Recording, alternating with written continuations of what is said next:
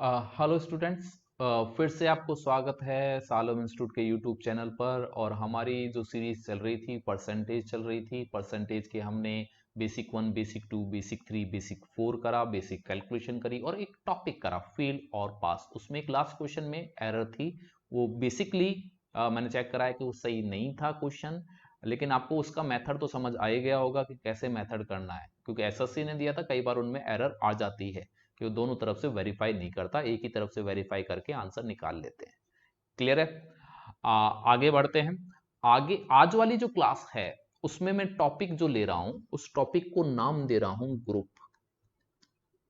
यानी समूह। यहां पर वेन डायग्राम भी थोड़ा सा यूज होगा। क्लियर है? एक छोटे से एग्जाम्पल से मैं आपको समझाना चाह रहा हूं कि ग्रुप है क्या और हमें समझना क्या है।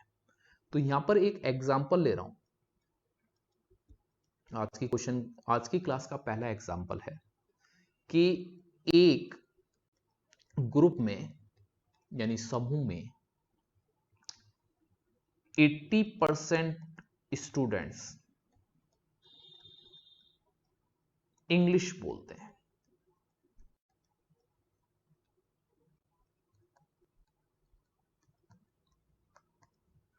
फोर्टी परसेंट स्टूडेंट्स हिंदी बोलते हैं।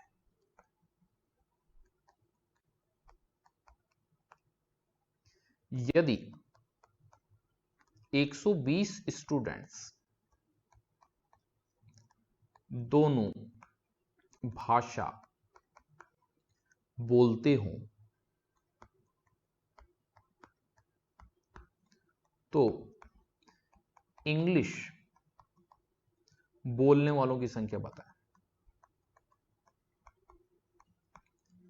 की संख्या बताएं। राइटिंग समझना भाई, राइटिंग मेरी बचपन से ही ऐसी है। क्लियर? टीचर भी बोलता था, सॉरी टीचर बोलती थी, वो हिंदी जो पढ़ाती थी, कि उनको मेरी राइटिंग नहीं समझ आती थी और बोलती थी तू ही पढ़ के बता क्या लिख रखा है। और वाकई बताओ, मुझे भी नहीं समझ आती थी कई बार कि मैंने क्या लिख रखा है। बस मैथ के टीचरों से कई बार ऐसा हो जाता है कि ऐसा नहीं सभी के साथ, सभी की बहुत अच्छी, कई कई टीचर मैथ के मैंने देखे बहुत बिल्कुल मोतियों जैसा लिखते हैं, लेकिन अपने तो मोती कहीं करीब भी नहीं आ रहे, देखो है ना, ऐसे भाग रहे हैं। बिल्कुल ऐसा लग रहा है जैसे ये शब्द ही ऐसे भागने की कोशिश कर रहे हैं, स्क्रीन को फाड़ के निकल जाए। क्लियर? फिर भी आप समझ लो, मैं एक बार बोल देता हूँ कि एक ग्रुप में 80% स्टूडेंट इंग्लिश बोलते हैं, 40% स्टूडेंट हिंदी बोलते हैं। यदि 120 स्टूडेंट दोनों भाषा बोलें तो इंग्लिश बोलने वालों की संख्या बताएं। क्लियर है बच्चों? अब मैं इस क्वेश्चन को धैर्य से समझाना चाहता हूं, क्योंकि यहां पर इन क्वेश्चनों में सिर्फ लैंग्वेज मिस्टेक होती है। लैंग्वेज के कारण आप गलत पर पहुंचते हो। कैलकुलेशन मिस्टेक नहीं होती, कैलकुलेशन इन क्वेश्चनों की इजी होती है। तो एक एग्जांपल समझते हैं। जैसे एक क्लास है और क्लास में एक टीचर आता है और क्लास में 100 बच्चे बैठे हुए हैं। टीचर आके बोलता है हाँ भाई, इंग्लिश बोलने वाले बताओ कि इंग्लिश कितने लोग बोल सकते हैं। क्लियर है? तो 80 स्टूडेंट, 100 में से 80% का मतलब 80 स्टूडेंट्स क्या होते हैं, हाथ खड़े करते हैं और वो उनका नाम लिख लेता है। अब टीचर बोलता है कि हिंदी बोलने वाले अपने नाम लिखवाएं। तो अब 40 स्टूडेंट, 100 अगर हैं या 40% स्टूडेंट्स हाथ खड़े करते हैं, वो उनका नाम लिख लेता है। अब टीचर रजिस्टर लेके बैठता है और बच्चों का सम करता है कि भाई कितने क्लास में बच्चे बैठे हैं, तो उसको पता चलता है कि 120 बैठे हैं। अब टीचर का दिमाग घूम जाता है कि क्लास में तो 100 बच्चे हैं और बैठे हुए 120 आ रहे हैं। इसका मतलब अपनी क्लास में कुछ ऐसे स्टूडेंट भी हैं जो इंग्लिश और हिंदी दोनों जानते हैं। और वो कैसे पता चलेगा? 100 से माइनस करके, 100% से माइनस करके। तो आपको पता चलेगा कि 20% स्टूडेंट ऐसे हैं जो हिंदी और इंग्लिश जानते हैं। और इस 20% की वैल्यू अपने क्वेश्चन में कितनी दे रखी है? 120। यानी 20% है 120, तो 1% क्या हो जाएगा भाई? 6 हो जाएगा। अगर आपसे पूछे कि पूरा समूह बताएं कि अपनी क्लास में कितने बच्चे हैं, कक्षा में कितने बच्चे हैं, तो आप इस 1% की वैल्यू जो 6 है, इसको 100% से मल्टीप्लाई करके 600 आ जाएगा। क्लियर है?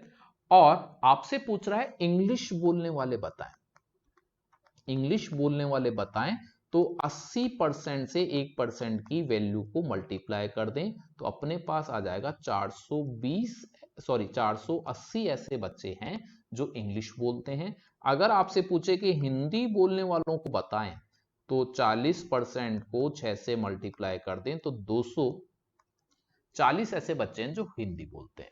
ये हो गया हमारा क्वेश्चन सॉल्व।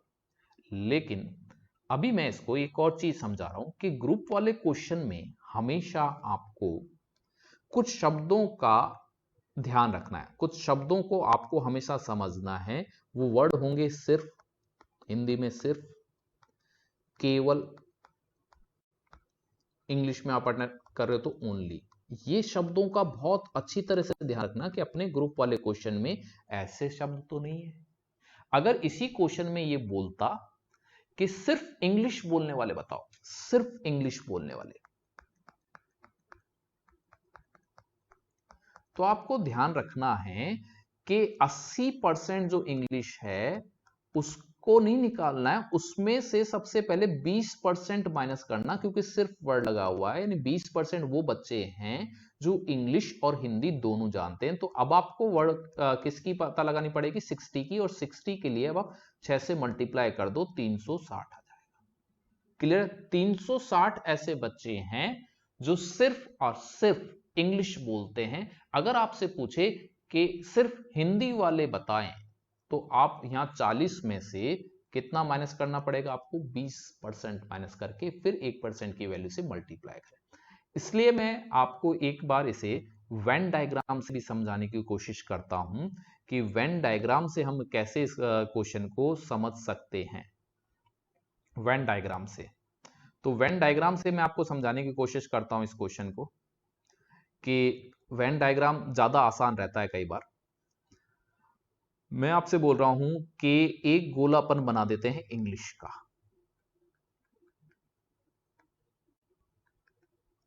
और एक गोला अपन बना देते हैं हिंदी का। क्लियर है? दोनों वालों को सबसे पहले बीच में लिख दो, दोनों वाला जो दोनों का परसेंटेज है उसको सबसे पहले आपको बीच में लिखना है, यानी आप यहां पर लिख दो 20%। क्लियर है?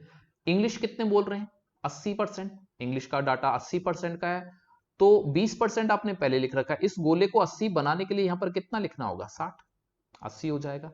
हिंदी 40% बोल रहे हैं, क्लियर? हिंदी 40% बोल रहे हैं, 20% आपने पहले लिख रखा है, तो यहां पर कितना होगा, 20। अब आप अगर टोटल करो तो पूरा टोटल कितना आएगा, 100% का। वेन डायग्राम में ये नहीं हो सकता कि 100% से ज्यादा का टोटल हो जाए। वेन डायग्राम में से कितने ही वैन बन रहे हो, लेकिन उनका टोटल आएगा एज अ परसेंटेज हमेशा कितना, 100। अगर वो 100 से ऊपर नीचे जा रहा है तो आपने वेन डायग्राम गलत बनाया है। अब अपने को 20% की वैल्यू 120 पता है, तो 1% की वैल्यू अपने पास कितनी आ जाएगी, 6 आ जाएगी। अब जो भी पूछे आपसे, सिर्फ इंग्लिश पूछे तो 6 को यहां पर मल्टीप्लाई कर दो, सिर्फ हिंदी पूछे तो 6 को आप यहां पर मल्टीप्लाई कर दो।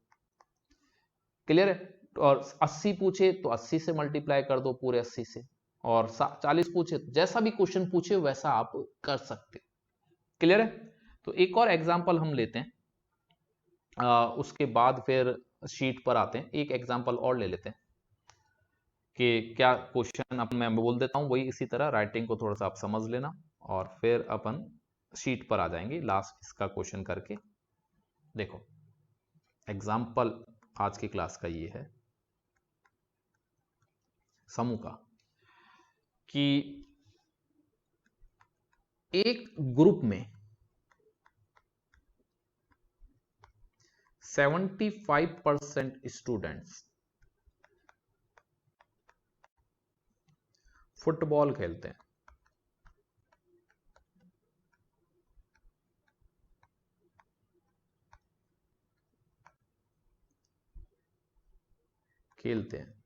क्लियर है? 55% स्टूडेंट्स हॉकी खेलते हैं,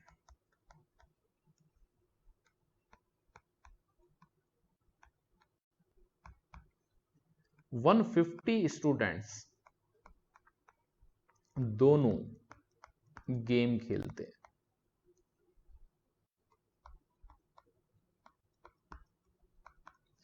तो कितने स्टूडेंट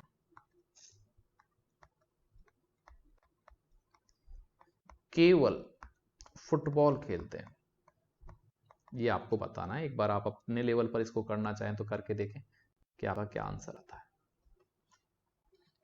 क्लियर है? और सॉल्व करते हैं, सॉल्व करके देखते हैं भाई। देखो सॉल्व कर रहा हूं मैं यहां पर कि 75% आप ले लो सबसे पहले, 55% ले लो, इनको ऐड कर लो, 130% हो गया। इसमें से 100 माइनस कर लो तो आपको बोथ का पता चल जाएगा। 30 क्या हो जाएगा अपने पास? 30 है जो फुटबॉल प्लस हॉकी खेलते हैं, ये अपने पास 30 हो गया। इस 30% की वैल्यू क्वेश्चन के डाटे से ले ले तो यहां पर 1% की वैल्यू आ जाएगी 5।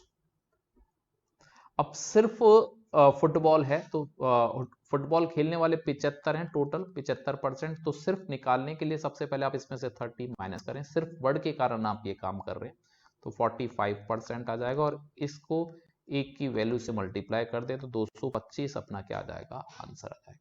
आप चाहो तो वेन डायग्राम से भी इसको सॉल्व कर सकते हो। वेन डायग्राम में आपको एक बार बता देता हूं कि वेन डायग्राम से कैसे सॉल्व होगा, उसके बाद हम शीट पर आ जाएंगे। तो देखो भाई, वेन डायग्राम एक तो आप बना दो फुटबॉल का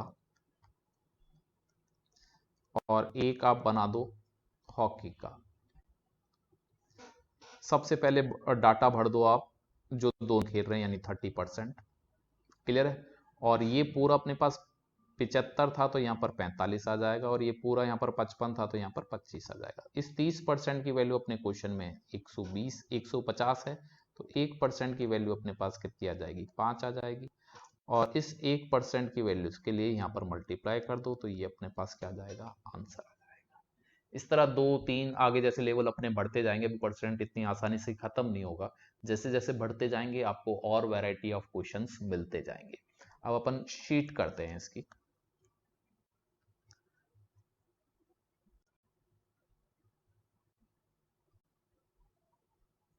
शीट के क्वेश्चन में नीचे से स्टार्ट कर रहा हूं इसको आपकी बार। देखो नीचे से ये वाले क्वेश्चन करते हैं, फोर्थ क्वेश्चन से पहले स्टार्ट करते हैं। आपकी स्क्रीन पर है ये क्वेश्चन और आप देखें कि आप सॉल्व करके कि क्या है।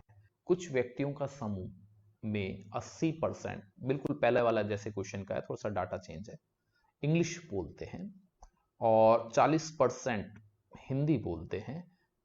80 व्यक्ति दोनों भाषा बोलें तो कितने व्यक्ति, सिर्फ ये वर्ड बहुत इंपॉर्टेंट है, सिर्फ इंग्लिश बोलने वाले बताना है। तो 80% प्लस 40%, पहला काम है इसको जोड़ना और 100 से कंपेयर करके देखना कि कितने ऐसे स्टूडेंट हैं जो दोनों भाषा जानते हैं।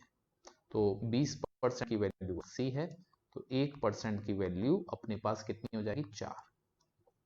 क्लियर है? ये इंग्लिश भी जान रहे हैं और हिंदी भी जान रहे हैं।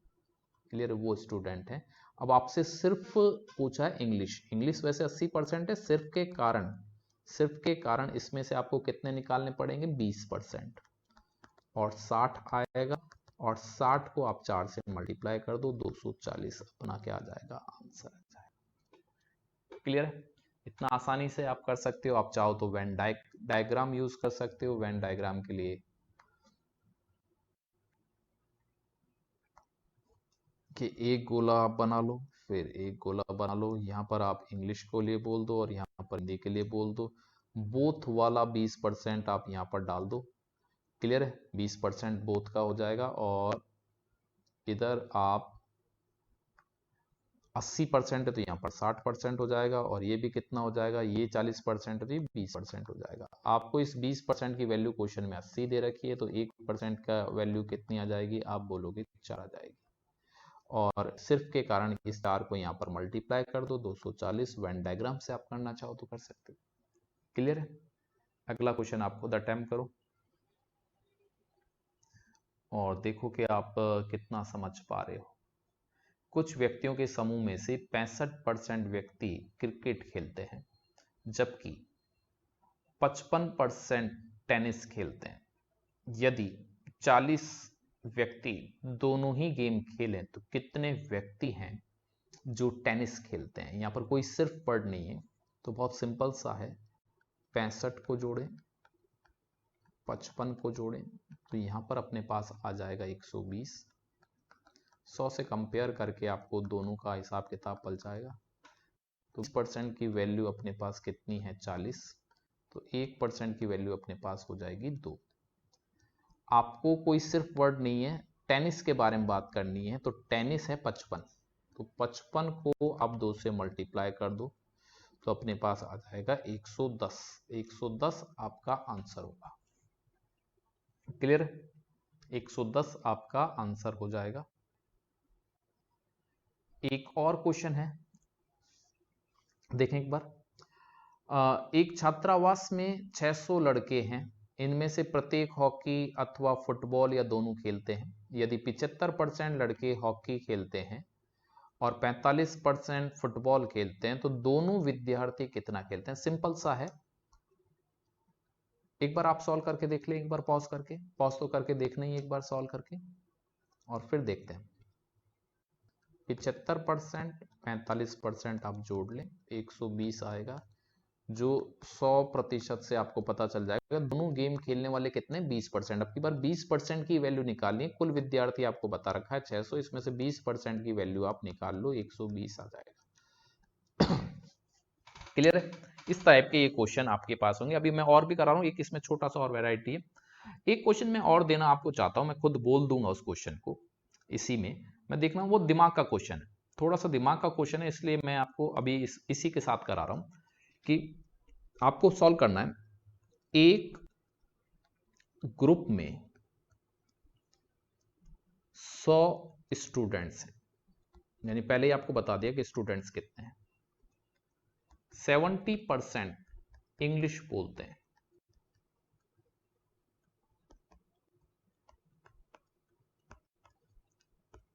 20% हिंदी बोलते हैं,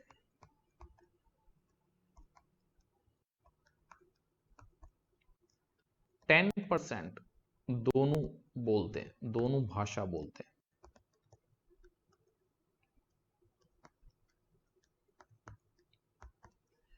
तो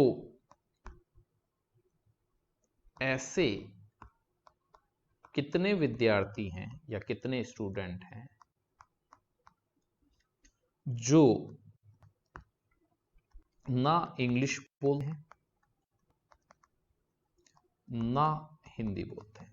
एक बार करके देखो। मैंने ये क्वेश्चन इसलिए लिया है कि मेरे अभी कुछ पेपरों की रिसर्च कर रहा था, तो सी सेट आईएएस बनने के लिए होता है सी सेट, उसमें ये क्वेश्चन देखा था मैंने, दिमाग का क्वेश्चन था। मैं ऑप्शन आपको अगर देखना चाहूं तो ऑप्शन है इसके थे 10, 20, कोई नहीं,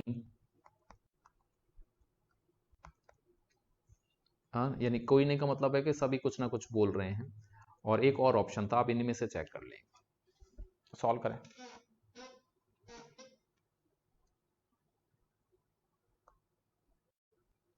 देखो सॉल्व करते हैं, मैं वेन डायग्राम से सॉल्व कर रहा हूं। ये वेन डायग्राम मैंने बना दिया। सबसे पहले जो दोनों कर रहे हैं उनको मैं 10 लिख देता हूं बीच में, 100 का 10% यानी 10 ही होगा। केवल पूरा जो ग्रुप है इंग्लिश बोलने वालों का वो 70 का है, तो 10 तो आपने लिख दिया, तो कितना लिखना पड़ेगा? 60। पूरा जो ग्रुप है हिंदी बोलने का वो 20 का है, 10 आपने लिखा है तो 10 और लिखना होगा। इस तरह अब आप टोटल करो तो यहां पर आपको 80 मिलेगा, 80%, यानी कुछों की एंट्री नहीं होगी क्योंकि वो हिंदी भी नहीं बोल रहे और इंग्लिश भी नहीं बोल रहे। इसका मतलब यहां पर आप ये बोल सकते हो कि 100 में से 80 बच्चे हिंदी और इंग्लिश बोलते हैं, चाहे वो एक में बोलें चाहे दोनों में बोलें। 20 ऐसे बच्चे हैं जो ना हिंदी बोलते हैं ना ही इंग्लिश बोलते हैं। या फिर आप इसे ऐसे कर सकते हो कि 70 प्लस 20 ऐसे कर लिया, और जो दोनों भाषा बोलते हैं कॉमन वाली उसको माइनस कर देते हैं, उनको हटाना है। वो 70 में भी जोड़ रखा है आपने और 20 में भी जोड़ रखा है, इसका मतलब 80 हैं जो बोलते हैं, कुछ भी बोले, एक बोले दो बोले, तो 100 में से 80 अगर कुछ हिंदी और इंग्लिश बोलते हैं तो 20 ऐसे हैं जो ना तो हिंदी बोलते हैं ना ही इंग्लिश बोलते हैं। मैं उम्मीद करता हूं ये वाला कंसेप्ट एक आपको समझ आया होगा, क्योंकि मेरे आगे वाले क्वेश्चन जो हैं वो इस कंसेप्ट पर बेस होंगे कि हमें ये ध्यान रखना है कि डबल जो आ चुके हैं अगर वो दे रखे हैं तो उनको हमारे को हमेशा क्या करना है, माइनस करना है। ये इंग्लिश का है, ये हिंदी का है, और ये इंग्लिश और हिंदी दोनों का है। क्लियर है? अब आगे बढ़ते हैं।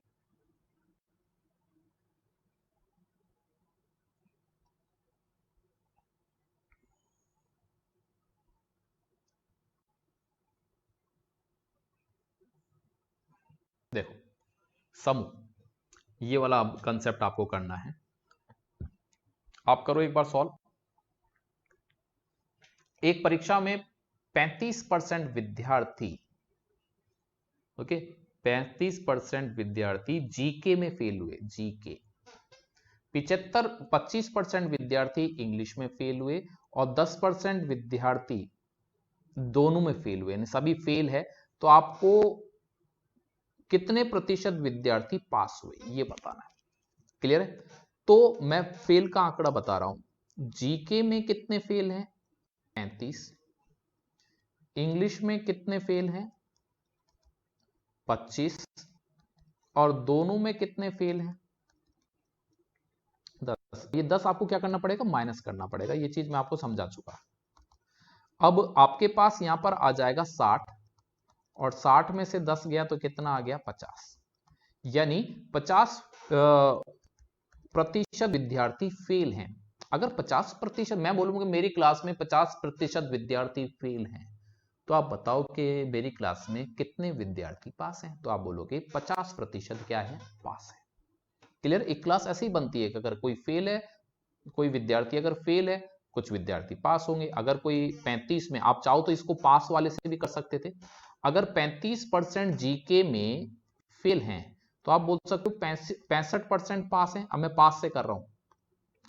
और इंग्लिश में 25% अगर फेल हैं तो 75% पास हैं, इसको जोड़ दिया। 10% दोनों में फेल हैं तो 90% दोनों में पास हैं।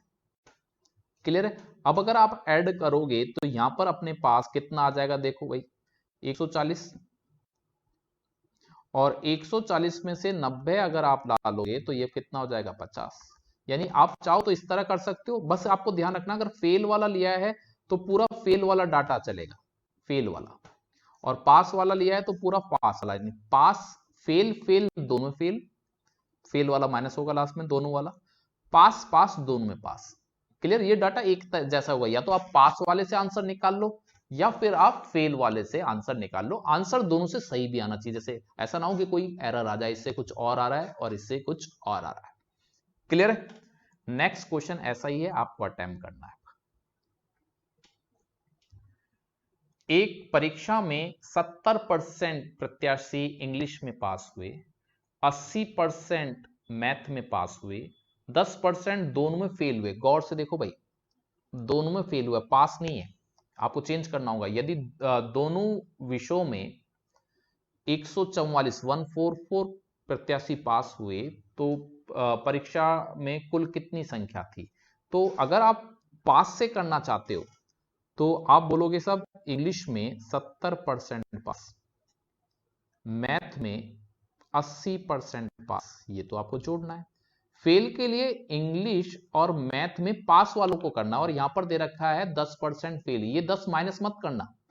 अगर 10% फेल हैं तो पास कितने हैं? आप बोलोगे 90%। मैं आपसे बोलूं मेरी कक्षा में 10% फेल है तो आप क्या बोलोगे? कितने परसेंट पास है? तो आप बोलोगे 90। तो यहां पर अब आपके पास पास की संख्या आएगी, पास का प्रतिशत आएगा सबसे पहले। तो यहां पर आपके पास 150 हो गया, 150 में से 90 गया तो कितना हो गया भाई? 150 में से 90 गया तो 60%। 60% अपने पास हुए, और वो अपने पास 60% अगर अपने पास हुए तो वो कितने? 144। तो परीक्षा में कुल विद्यार्थियों की संख्या आपको बतानी है। तो 60% यानी 3/5 को मैं 144 बोल रहा हूं, यानी 3 को 144 बोल रहा हूं, 5 की वैल्यू निकालनी है। तो 3 अगर 144 है तो 1 की वैल्यू निकाल लें। तो यहां पर अपने पास आ जाएगा 12 का 4 और 4 का ये अपने पास आ जाएगा 8। 1 की 48 है, 5 से मल्टीप्लाई कर दो, कुल विद्यार्थियों की संख्या आ जाएगी 240 विद्यार्थी हैं जो टोटल हैं। मैं फिर से समझाता हूं, अच्छा क्वेश्चन है, जल्दबाजी में गड़बड़ होता है। 70% लिया पास, 80% लिया पास, क्लियर है। 10% यहां पर फेल का डाटा है, 10% गौर से देखो स्क्रीन पर, फेल का डाटा है तो आपको 90 लिखना होगा पास का डाटा। यहां पर 60% पास हुए हैं, जो वैल्यू वाइज कितने 144। 144 को आप चाहो तो परसेंटेज वाइज कर लो, चाहे फिर 60% को कितना बोलते हैं 3/5। ये 3 पास वालों की संख्या है, तो 144 आ गया आपके पास। एक की वैल्यू कितनी आ गई 48। टोटल विद्यार्थी पूछ रहा है, यानी 5 की वैल्यू पूछ रहा है, तो अपने पास कितना आ जाएगा 240। क्लियर है। अगला क्वेश्चन देखते हैं। ये रिपीट क्वेश्चन है, देखो वही रिपीट है, यहां पर भी आपका आंसर 240 आएगा, वही का वही क्वेश्चन था, इसलिए करा नहीं रहा। ये हमने कर लिया है स्टार्टिंग में, ये हमने कर लिया है, ये हमारा अभी आपने करा था, ये भी सॉल्व है, ये मैंने ग्रुप का आपको दे दिया था। इस प्रकार हमने फेल पास वालों का कंसेप्ट देख लिया, और ये ग्रुप वाला, इसमें भी फेल पास वाला था, एक ग्रुप वाला देख लिया।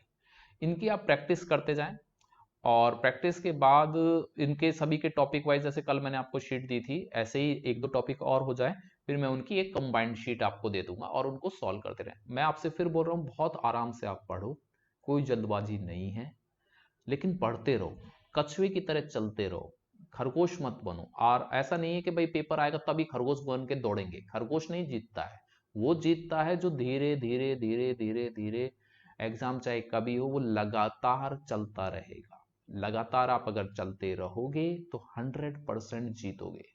क्लियर है, वो शॉर्ट ही है, फिक्स है, बॉन्ड है कि अगर आप जीतोगे ही जीतोगे। अगर जीतना आपके लिए क्या है, नौकरी प्राप्त करना। आप कंटिन्यू रहें, किसी भी भ्रम में ना रहें, आप तो बस पढ़ते चले जाएं इत्मीनान से और धैर्य से। क्लियर है। तो मिलते हैं अगली क्लास में, आज के लिए इतना ही करते हैं बच्चों, और कल मिलते हैं। Bye bye.